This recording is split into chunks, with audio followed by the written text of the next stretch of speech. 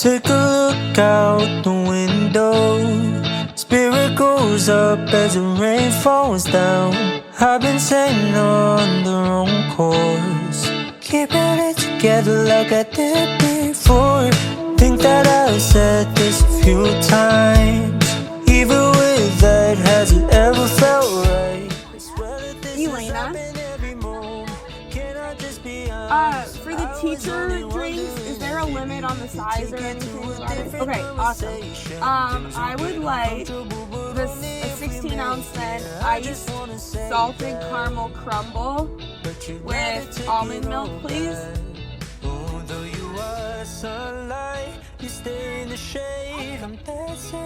No, thank you. That's it. Thank you.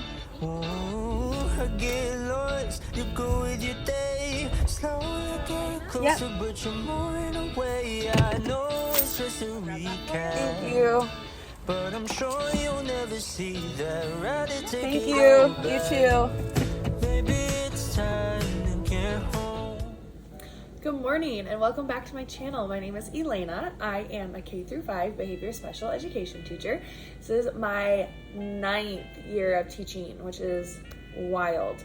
I fully intended this video to be just a week in my life. It's the 3rd week of school now and I haven't picked up the camera to vlog in a couple weeks. Just it's the beginning of school, it's busy, and so I thought I was going to try to catch you up. We've had some exciting things happen in my classroom. However, it is Wednesday, September 6th today. I failed at vlogging yesterday, except I did get a little intro clip, I guess, of my outfit. But at this point, it's Wednesday, and I'm exhausted already for the week, and I don't think I have it in me to do a full week vlog. So you got a nice intro of my long Labor Day weekend. We went to the Hawkeyes home opener, watched them win. That was fun. Had friends over on Sunday. Chris had his fantasy football draft with his friends, and we got to relax on Monday and enjoy some hot, beautiful weather again, though. It was like 97 to 100 degrees all weekend again, which is just a little bit miserable. But anyways, we're back into the school week. Exciting things that happened in my classroom within this last week since I vlogged. We got a class pet and I got a new student. I'm not going to go a ton into those details and what I've done to prepare for all of that and how that all happened, because I'm just going to save that for another actual vlog.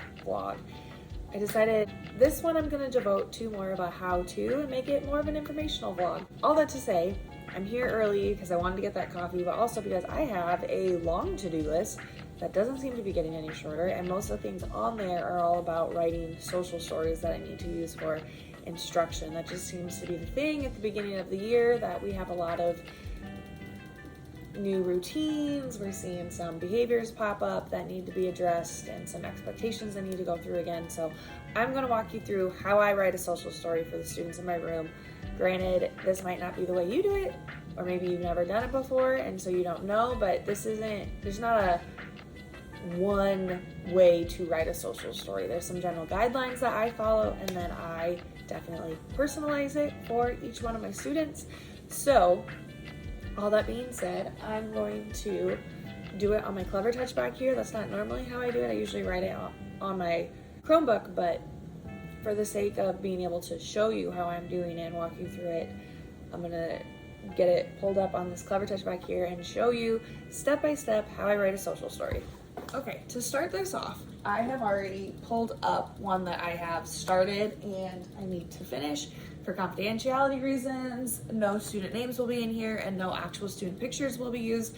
However, once I turn this off, I will go back and re-put a student name and a student picture in there. This is a social story that I am working on, behavior that we are working on with a student on, and I just love to use social stories as a way to, one, give some direct instruction around what the expectation is, and then 2, it serves as a nice reminder for them to go back and read and remind themselves of their expectations. So after I have taught the student what the expectation is and what we want to see from them, what the desired behavior is, then the associate that works with them, or even myself, if we're struggling with this skill in the future, can go back and review and reteach this. This also helps them to visually see what they should be doing, and if we can get them to show this behavior, I can go in and take pictures or video of them showing the exact behavior, and we can turn this into some more video self-modeling. So it's just a great resource and strategy to utilize anytime you're trying to teach some new instruction to a student. And I found,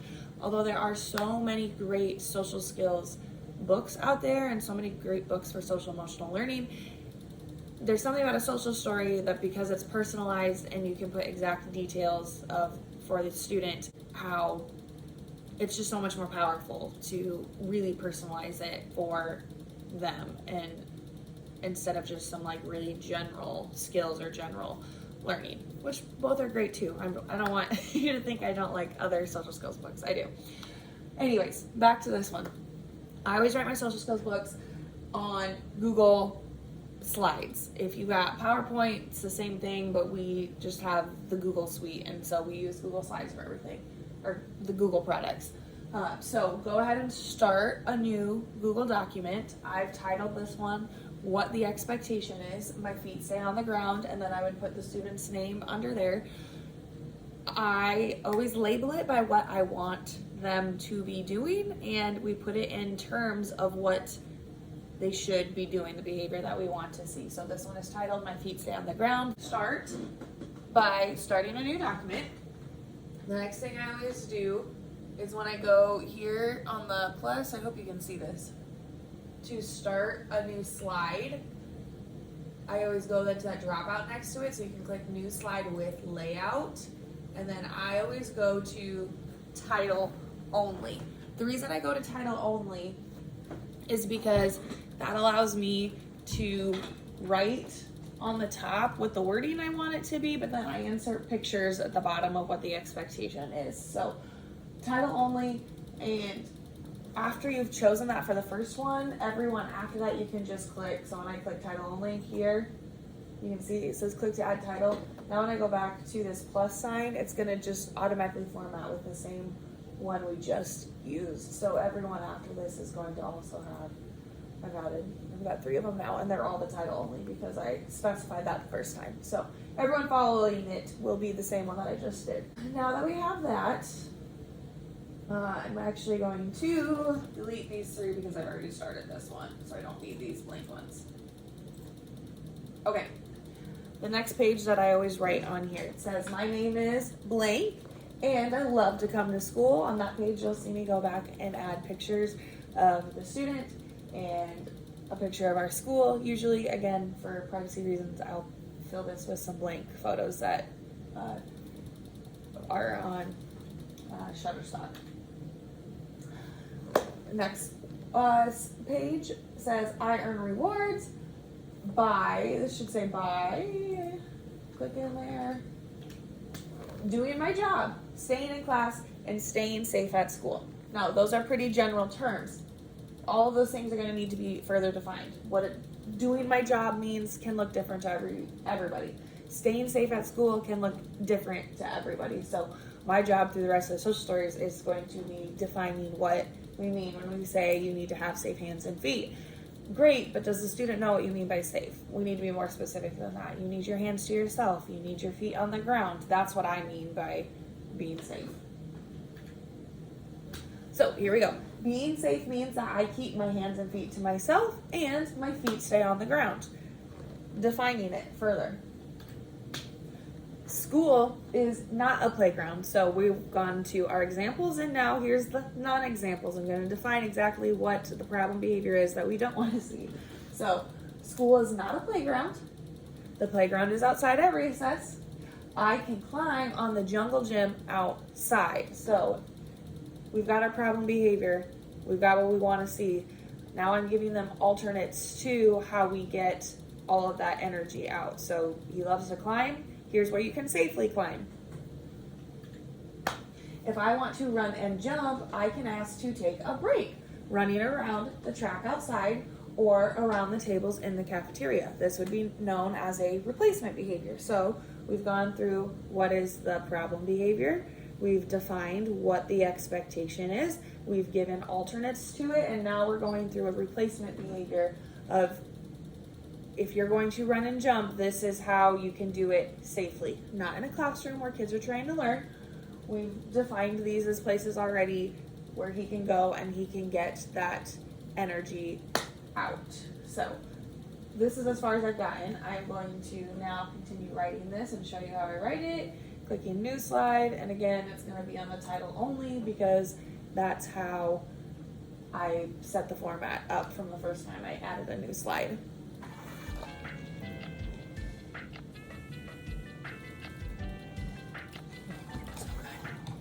The next thing that I'm going to do is going to be to talk about how they can ask for that. So not all students can verbalize things very well, and especially when you're in a state of heightened emotions and escalations, verbalizing things can be really hard. So it's important to have a visual or another way, some kind of hand signal or gesture that the student can use to use the replacement behavior and to ask to go and take this break.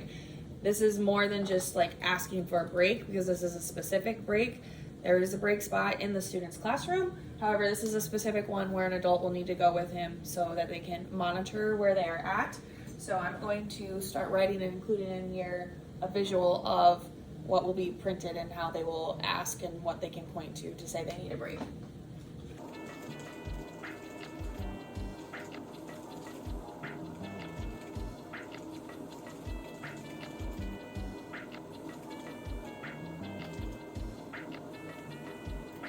Okay, so I now have, these are the break cards that I can use to tell blank, that'll be the associate's name, that I need to take a movement break outside or in the cafeteria.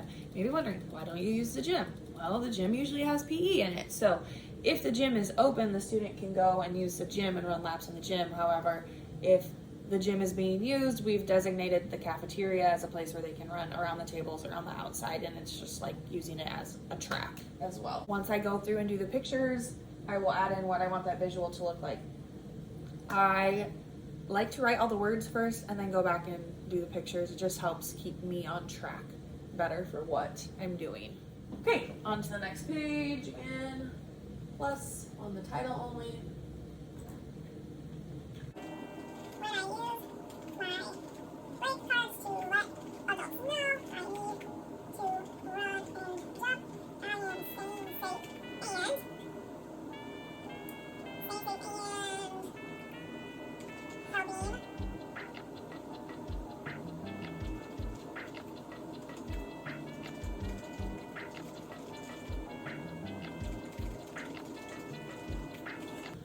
Okay, when I use my break cards to let adults know I need to run and jump, I am staying safe and helping my body to self-regulate so I can learn. Kind of a lengthy statement, but things that we talk about often in our instruction is the process of self-regulation and making sure that we are in control of our body, our brains, our emotions, and helping us to learn better and have successful days. Good morning and welcome back. Clearly it's another day. It is 7:01 right now. I am hoping that giving myself an entire hour before contract time starts and I have meetings scheduled with other teachers, I will be able to get this finished, plus other things on my to-do list that need to get done. I have a bunch of other social stories on my list to do. This is the only one I'm going to model for you though. So let's finish it up so I can get to the rest of my to-do list and finish this video for you. So where we left is on this page about using our break cards and the benefit of why we're going to do it. And this helps my classmates learn too. I'm going to add another page next about just some general reminders of other ways that we regulate our body and other safe breaks we can take. So let's add a page.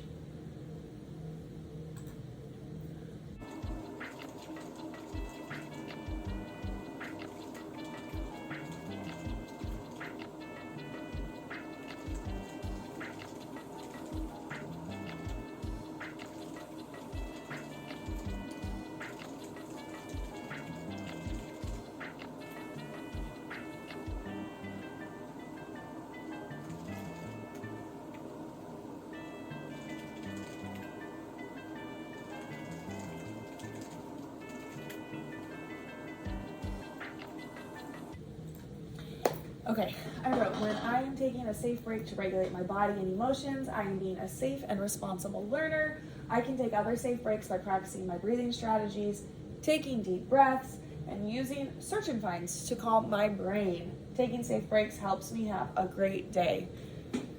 I included the search and finds in there because this was actually one we used yesterday and one I've talked about before as being a great cognitive distraction break, especially for students with anxiety. Students with anxiety actually need a break from their own thoughts, which are really hard to get away from. So you need to give them a way to distract their brain. If he's struggling with anxiety, going and taking a movement break isn't actually going to help. It's gonna, he can go walk around the track and go and run and be thinking about the things in his brain. So we need to give him different options of breaks that we can try so we can get to the root of what is causing the issue. Okay, this is where I'm gonna end it off. We've talked about the desired behavior. We've talked about the non-example of the problem behavior and why it's not okay. We've talked about replacement behaviors and ways to safely get our energy out, and talked about the importance of taking safe breaks and why this is all important for them and for their classmates. So now my last thing to do is to go add pictures. So I'm going to do that quickly and show you how I use just Google search images to find pictures to print on here.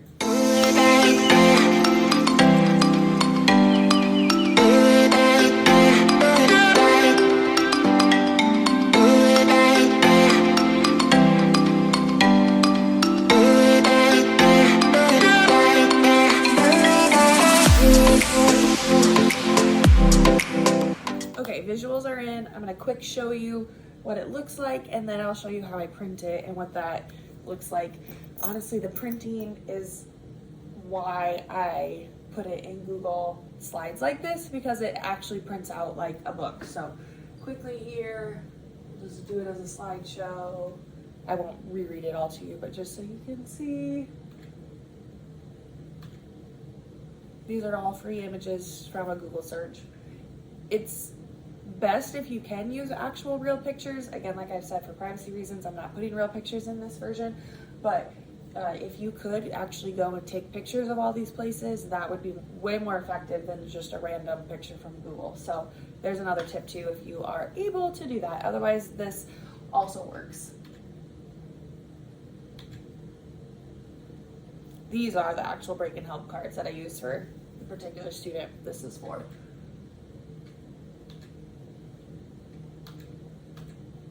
Okay, short and sweet. It's 9 pages. Now to print it,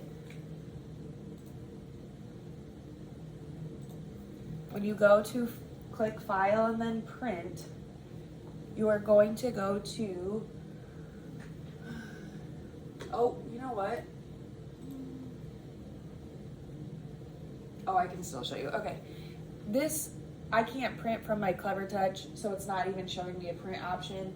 I can only save it as a PDF on here, which is fine, because the link you need though is the pages per sheet, or not the link, the section you need.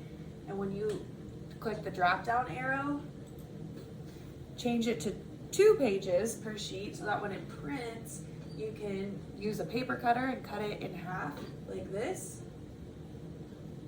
And then put them in order to staple them. Cover up the name on this one. And it becomes a booklet like this though, that allows you to actually staple and then flip it and read it as a book. So that is why I do it on Google Slides, because you can print it and very easily make a very nice looking book. If you want to say have like a smaller visual because you want to print one of these pages on the desk and tape it onto the student's desk or a reminder somewhere in the room, you could put 4 pages per sheet and make it a smaller visual. If you want it smaller than that, obviously you can keep going smaller. This allows for a nice like 1-page social story. So a lot of people do write a social story just to fit on 1 page. You can still make this fit 1 page. All you have to do is change how many pages per sheet, and then here it is. There's a 1-page social story, and it still reads in order. If you wanted to put big numbers on it so they knew clearly like what page was next, all I would have to do was go back on the pages and actually number 1, 2, 3, 4, so that when it prints up here, those numbers obviously show up. But there you go. There you have it.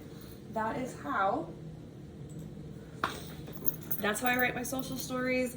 That's how we make it work in this room, and how I individualize learning for all of my students, or at least one of the ways that we individualize their learning. So if you enjoyed this video, if you found it helpful, please like, comment, and subscribe to my channel so you can see all my future uploads. If you made it to this far in the video, I would love for you to comment what you do for social stories and how you do it, what your best tips and tricks are. Let's all share with each other and learn. Maybe you've got a tip that I don't know about, or you can just tell me what you enjoyed about this one and what maybe you're gonna take from it and use in your own social stories or social skills instruction. That's all for today. I hope you enjoyed this video. I hope I see you again in the next one. Thanks for watching.